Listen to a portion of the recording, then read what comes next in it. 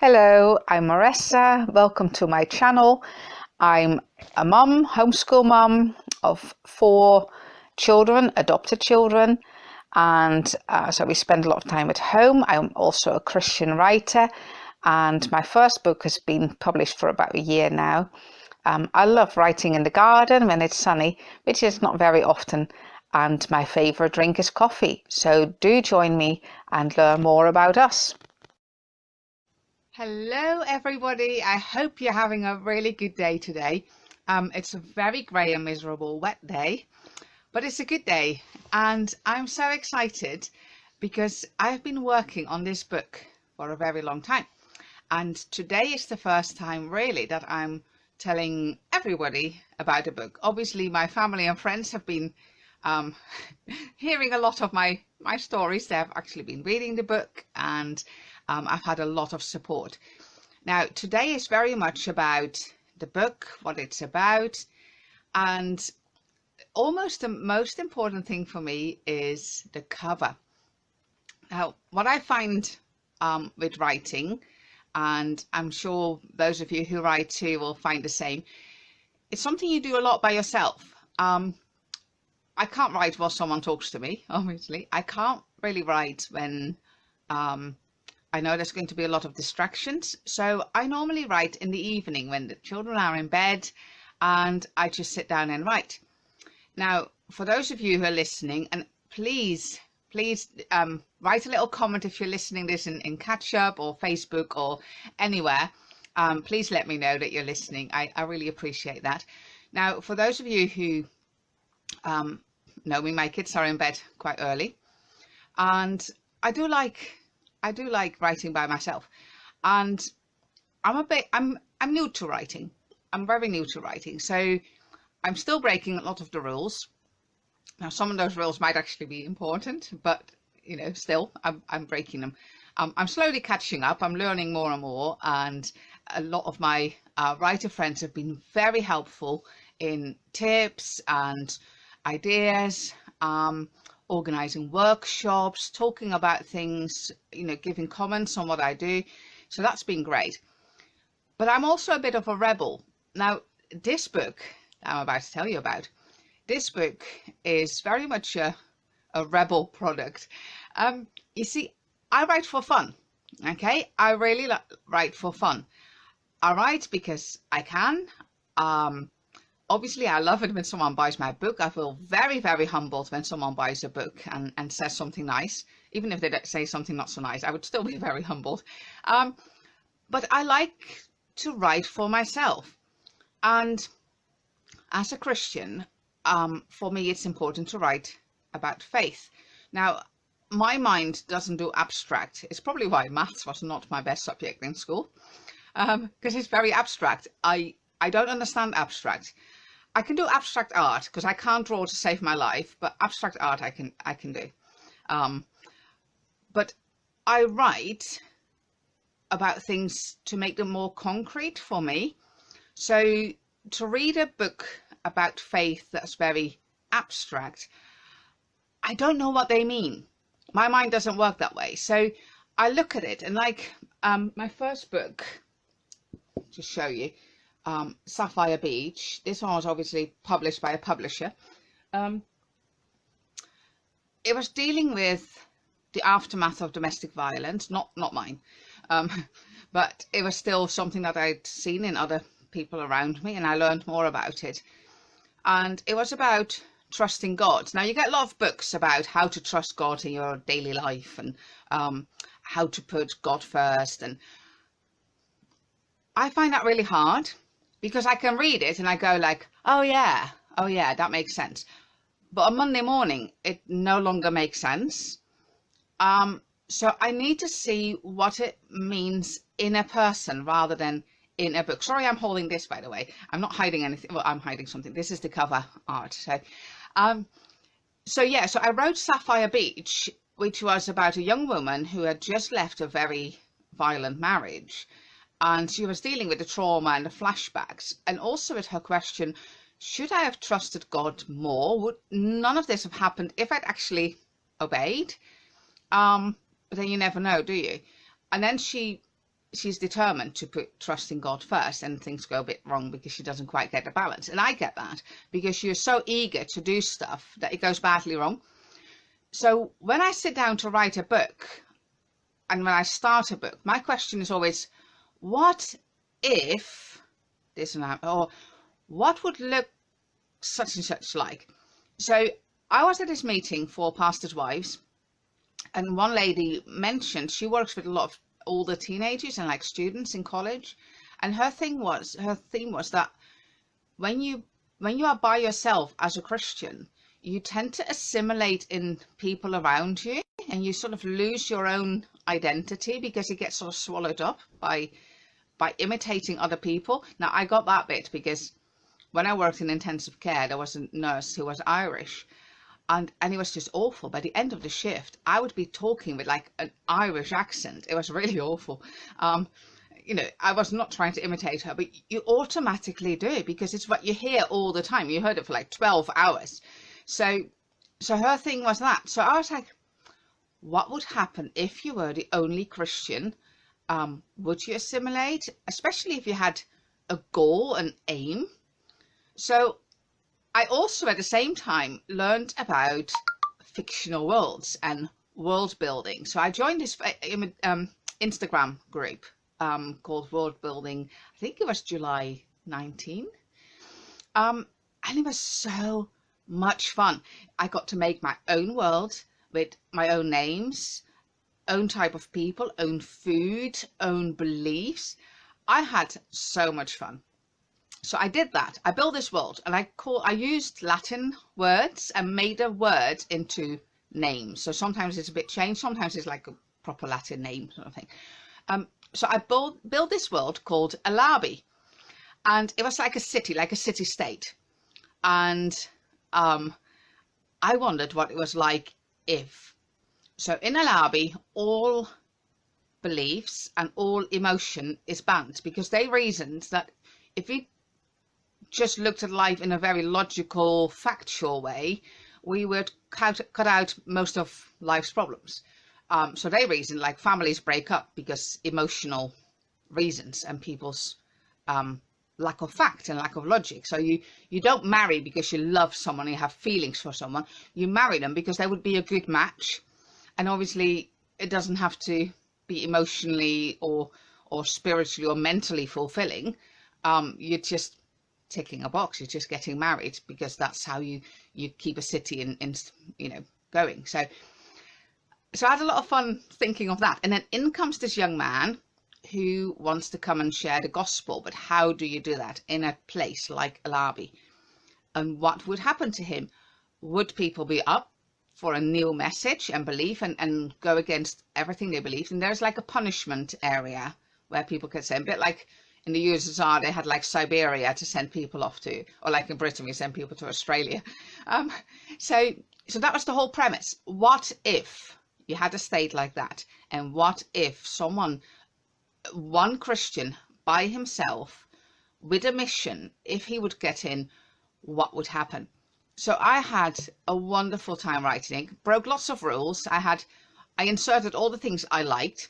So someone complained because in the first few chapters it talks about a coracle, one of those little round boats, a coracle, a manned lighthouse, a Bergen, which is like an army rucksack, and like an Alexa type device. So it's all like time things, but I liked it because it's my world. I built it the way I liked it, and I wrote my story the way I enjoyed it. So I had lots of fun.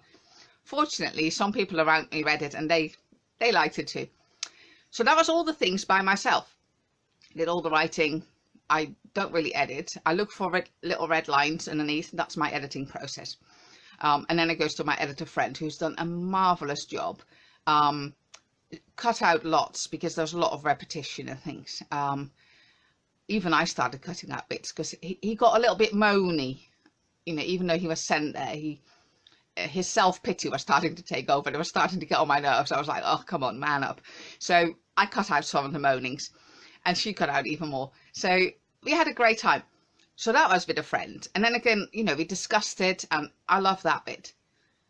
Then I found this friend, my children were at her daughter's birthday party, turns out she is the most amazing artist, and she can actually paint, and it looks like something, but she uses the colors that I love, like warm reds and stark colors and blue and really vivid colors and beautiful pictures, really beautiful pictures. So this book about the city, so the city has got a big wall around it, so it's a walled city, and I call the book Walled City, not just because of the positioning, but in the book it comes out that he thinks about the Bible verse that says, you know, he who overcomes himself is stronger than he who takes a city, or like a walled city. So I've based it on that, because he had to overcome himself and all his own moanings and self-pities and fears and everything. So walled city it is. And I sent it off to a publisher and they liked it, but a lot needed to be changed, and it would become more of a dystopian fantasy. And to me, it's more about the message. So I wasn't very happy, and I've been playing with the idea of self-publishing it because I love Sapphire Beach. Okay, I love the thing they've done with it. The editing was brilliant, really helpful, because I can't edit for toffee. So that was great. I love the colors. I love the picture. Picture doesn't quite do justice to the book. And also you wonder what happens, you know, it's like when you walk around a place and there's all these locked doors, and you wonder what happens behind all those locked doors, you know, all the interesting stuff happens. So for me, to work with the formatting, the layouts, and especially the cover, I quite like that. So when this publisher, when it looked like it would need a lot of change, I wasn't very happy, because I'd already been thinking of my friend and her amazing art. So in the end, I decided to go for it, do it myself. So I contacted my friend and we talked about the book and what it was about. She even very kindly read it. And she came up with this most amazing painting. Now I hope, not sure if you can see it all. I might have to do it in bits. Ooh. Does that make sense? Hope you can see it. It's a bit hard to see. So the main character is the poor guy lying down, and he meets a girl, obviously. I don't always break the rule, boy meets girl. Yeah. So she came up, she made this amazing photograph, and I gave her a hard time because I was like, oh, could we have this, and oh, could we have that? So beautiful, beautiful picture. So I've been working around with it, and for the ebook or the book cover, in the end it will look like this. So what I've done is like another book and it fits that one perfectly. So that will be the book. Okay, that will be the book. It will also be about this size, about 400 something pages, which sounds like a lot. Yeah, so I love the cover, and then it wraps around. So the poor guy lying down, he will be on the back of the book, with my little blurb as well. So Walled City will be out quite soon. So I'm doing the last bit of making the changes that my editor has suggested. So it's almost done. I've almost got the cover art, and then there's obviously a matter of formatting, sorting it out. Hi Sheila.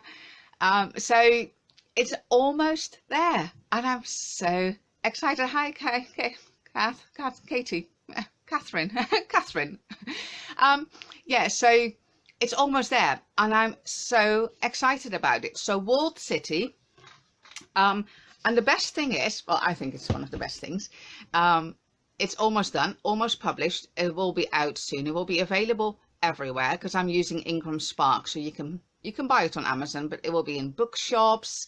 There will be an ebook and a paperback. I've toyed with the idea of a hardback, but I'm not over keen on hardbacks. They feel nice, but to me they're quite heavy, and because I often read in bed and I have nothing to support it on, so I tend to go for paperback myself. So that will be paperback ebook, any bookshop you should be able to, all over the world. So it doesn't matter where you are, you can get the book, and it will be called Walled City. Now, whilst I was writing it, some really interesting characters came out in the book and interesting storylines. And there is the punishment area, or the area where people are sent, like the sort of USSR Siberia type thing. The punishment area is called Beyond the Hills. So they've got these hills, and beyond the hills is where the real trouble starts. And both my editor and I were saying, what is it like behind the hills? And I was like, I don't know. I don't know what is beyond the hills. And then there's a very sad area, because remember, all emotion is banned, all beliefs is banned. Hi, Agnita. It will definitely be available in the Netherlands. Any bookshop, it will be. Hopefully the Hertog will stock it. They should. I think they will. But it will definitely be available worldwide. So that will be good.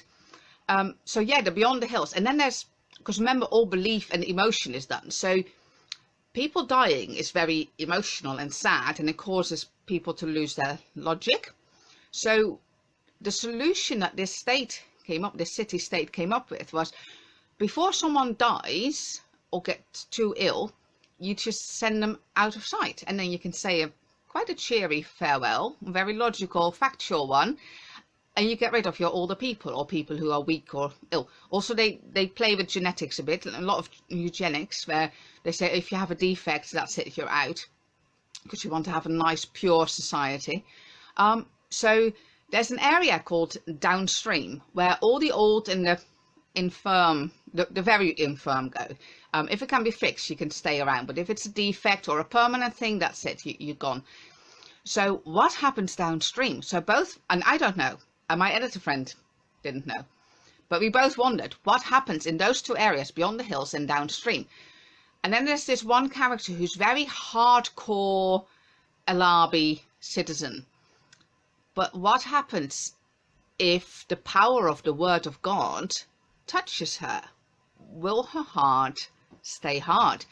So last November, for NaNoWriMo, I started on the sequel to Walled City. And at the moment it's called Beyond the Hills, which is a bit of a giveaway. But I need a working title. So I called it Beyond the Hills, because that is where she will ultimately end up, for various reasons. And then there's the third book, of which I have not even got a working title. I only have like a little premise, where the main character, the one that comes in Walled City, the girl that he is with, and the hardcore girl, they're going to travel downstream, wherever downstream is, or whatever downstream looks like. So I'm really excited. So I started last year in NaNoWriMo, so I've got 50,000 words. I'm finishing it off this NaNoWriMo, and NaNoWriMo, by the way, stands for National Novel Writing Month, which is November, and you have to write 50,000 words. So I did that last year. I will be doing it this year, so I'm halfway through. So by the end of November, I should have at least 100,000 words, which might be the end of the story, or it might not. I don't know. I think it probably will be the end of the story, because Walled City is about 100,000 words. So again, we'll be editing it, and I've already asked my amazing artist friend, who, for those of you who didn't quite see, I can't quite show you because it's too big, but it's so beautiful. I just love the colors. Anyway, she's working on the Beyond the Hills painting, because I really like to have the trilogy. It will be a trilogy, I would imagine. Some more ideas have come. We'll see. I've other ideas. So for the trilogy, I really wanted to have the covers in the same style. Yes, she started painting, which is very exciting. So in this one, the main character is called Gax, with the Dutch sound. He's called Gax. Yeah, I was going to tell you, it comes back from a bit of a funny thing. It was one thing after another, and with a friend, and I did ask her son's permission, because he used to call himself Gax. So to me, that's like extra fun. Just little funny details, and there's a lot of Latin names. So anyone who's fluent in Latin, or if you have a good Latin dictionary, you might be able to figure out people's characters based on their name, if you're good in Latin. But it's not always straight. I've changed it a bit to make it sound like a name, and I try to avoid obvious translations. So Elabi is this world, and I'm sure you'll love Elabi. It's a cool place. It is really a cool place. It's a bit based on like a Tuscan city, like in Tuscany in Italy. You know, the sort of rolling hills, cypress trees, big houses, walled city with like terracotta walls and houses. So again, a warm book. Sapphire Beach was done in Crete, and it was warm, and there was baklava, and there were beaches. This one, it has a little bit of beach. He goes to the beach one day with some friends, but it's just a warmish climate. Although there's also winter, so there is snow. But again, it's like all the things I like. And the last thing in that is that it's set in the southern hemisphere. So I just fancied a hot Christmas. I mean, I like white Christmases, but I just fancied a hot Christmas. So I really enjoyed that. So again, I had to ask my editor, who, again, I was so blessed with people around me because she's from Australia. So she actually knows about hot Christmas. Because I got some of my dates wrong. I was like, right, I need snow in February, and she's like, yeah, we don't normally have snow. And I was like, well, April, but yeah, it's much later in the year. So I had to change some of the dates around because I don't know about the southern hemisphere. I'm not that good in geography, but I enjoyed it because it was just a different thing, and I just fancied a hot, beachy Christmas, even though he spent it by himself because remember, no belief. And it's very nice because yeah, he meets some interesting characters. One of the characters died. I couldn't believe it. It was such a shock. I was like, oh no, he's died. But it was an important part. And for those of you who are into writing, especially the NaNoWriMo writing, I'm a pantser. Hi, Micah. I'm a pantser, but not totally. So a pantser is someone who just sits down with a blank sheet and they're like, let's tell a story. I like that. But I plan a little bit because I have certain things I wanted in. Like I wanted to find out, because remember the main premise was, what happens if you're the only Christian all by yourself with no input? Will you assimilate? Will you give in? Or will you just, especially he had a mission, so will he carry on the mission regardless? So that was my main question. So I had a question. And I had a few other bits that I wanted in.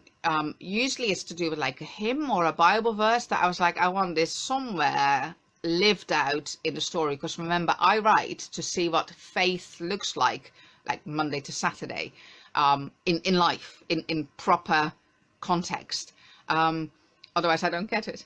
So I had a few things that I wanted in, which sadly included one of the characters dying. But when it was the person actually dying, I was like, oh, that's really sad. But yeah, most of it is quite good. So at the moment, I'm still trying to answer the question, what genre is it? Now, as I said, I'm quite new to writing, so I don't know.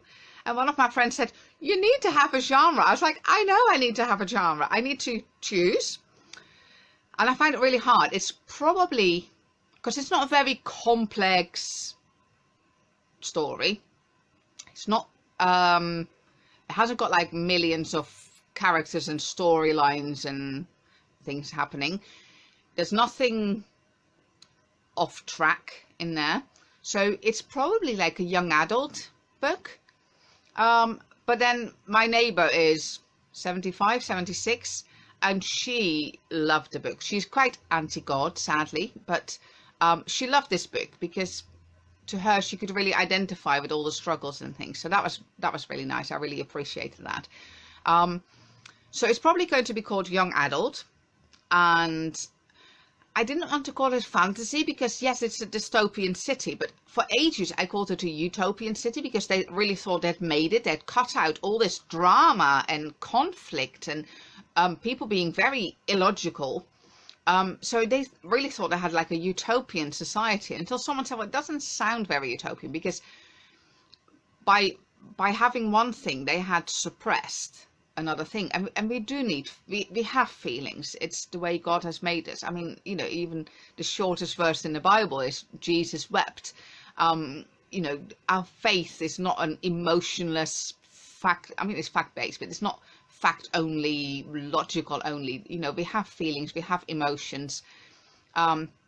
So they suppress all that, which is really sad. It made for a very sad society, where people spied on each other because, I mean, we've seen it now in the pandemic when they say, "Oh, tell on your neighbours if you see them," and people will, out of fear, they will betray people around them. And you see it in Alabi, they will betray each other out of fear of seeing their city and their beautiful society ruined or harmed.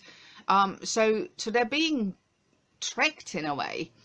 So it is sad, but it's a bit dystopian, but it's not like dystopian fantasy.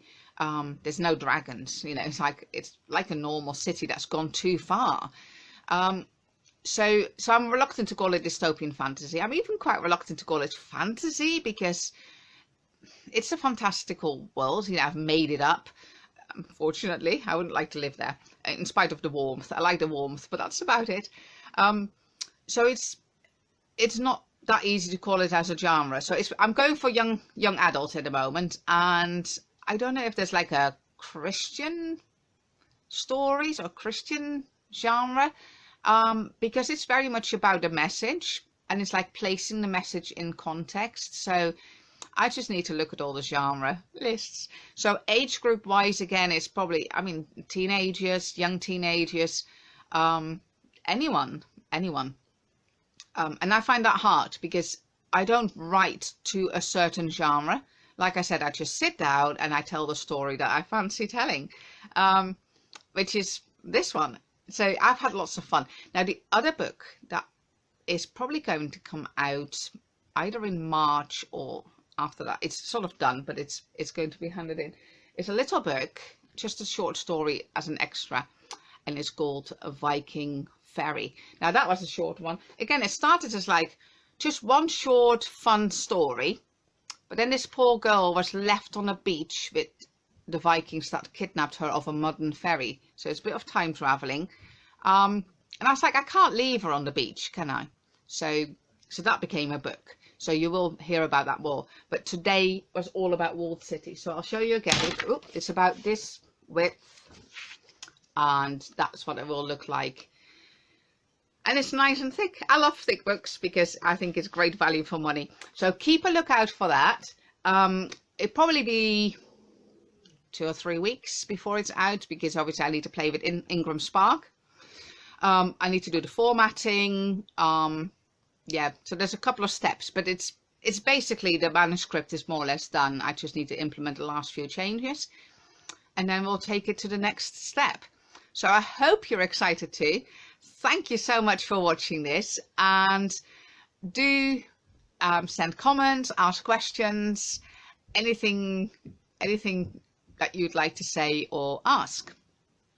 So I know a couple of you are watching now, so if you have questions now, let me know.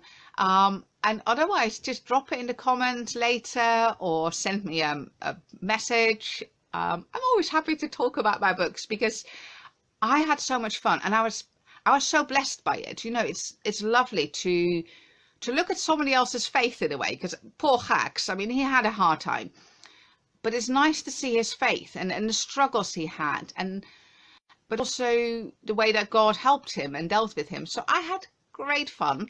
So do ask me if there's anything, and thank you so much for watching this, and I hope to all see you soon. It's a shame that we can't meet up for real, isn't it? But yeah, it will come again one day. So let me know, and thank you so much for being here.